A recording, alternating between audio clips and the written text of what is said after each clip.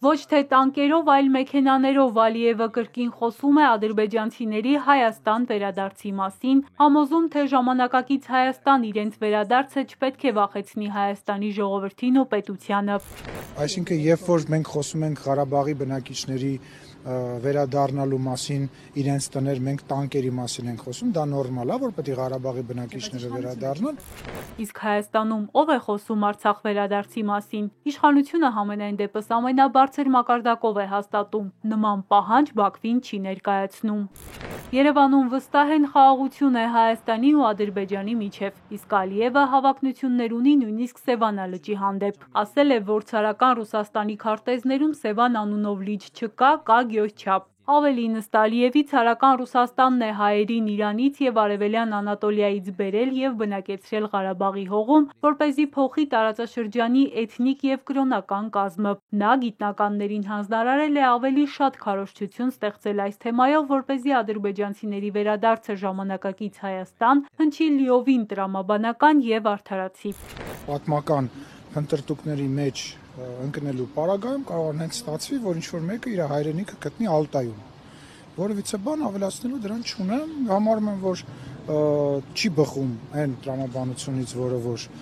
գոյություն ունի, բայց միևնույն ժամանակ պետք է ասեմ, որ դա նախատեսված է իր ներքին լսարանի համար,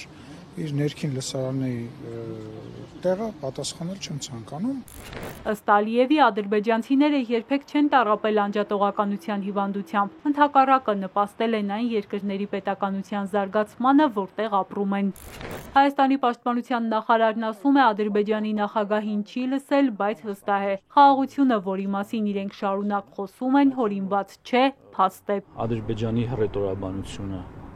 կտրուկ օգոստոսի 8-ից հետո իջել է, փոխվել է եւ դա տեսանելի է նաեւ սահմանում, ինչը ես կարող եմ ասել որպես պաշտպանության նախարար, դա փաստ է։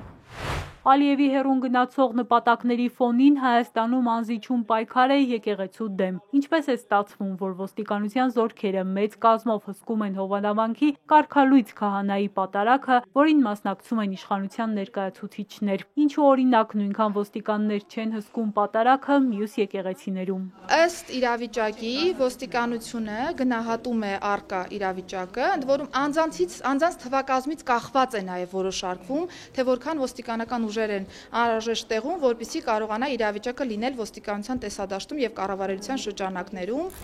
Ինչու չկանխվեց Փարաքարի ընդդիմադիր համայնքապետի սպանությունը, ներքին գործերի նախարարին ընդդիմադիրները հարցնում են։ Ինչպես հասկանալ այն, որ ոստիկանությունն աչալուրջ է միայն, երբ նույնիսկ տեսական վտանգ է սպառնում իշխանության որևէ ներկայացուցչի։ Այո, այդ սպանության պատասխանատուներից մեկը առնվազն չկանխարգելելու մասով դուք եք հանդիսանում։ Ընդդիմադիր թե իշխանական գործիչ Արփինե Սարգսյանն ասում է, իրենց համար տարբերություն չկա։ Այս դեպքը վերահաստատում է փետրվարին նույն համայնքում տեղի ունեցածի շարունակությունն է առանց որևէ քաղաքական մոտիվի։ Կհամաձայնեք, որ մենք չենք կարող յուրաքանչյուր տան մոտ կանգնացնել մի ոստիկան եւ տարիներ շարունակ այդ ոստիկանին պահպանել այնտեղ։ Բնականաբար կա օպերատիվ աշխատանք, եղել են նաև այլ պրոցեսներ եւ ազդակ, որ այսպիսի բան է կազմակերպվել, թե տեղի համայնքային ոստիկանության բաժնում եւ թե տեղի քրեական ոստիկանության ստորաբաժանումում չեն ստացվել։ Ասում եք տարիներ շարունակ հո այնտեղ պահակակետեր եւ այլն չէին դնելու, տարիներ շարունակ չի, 6 ամիս հետո է տեղի ունեցել դեպքը։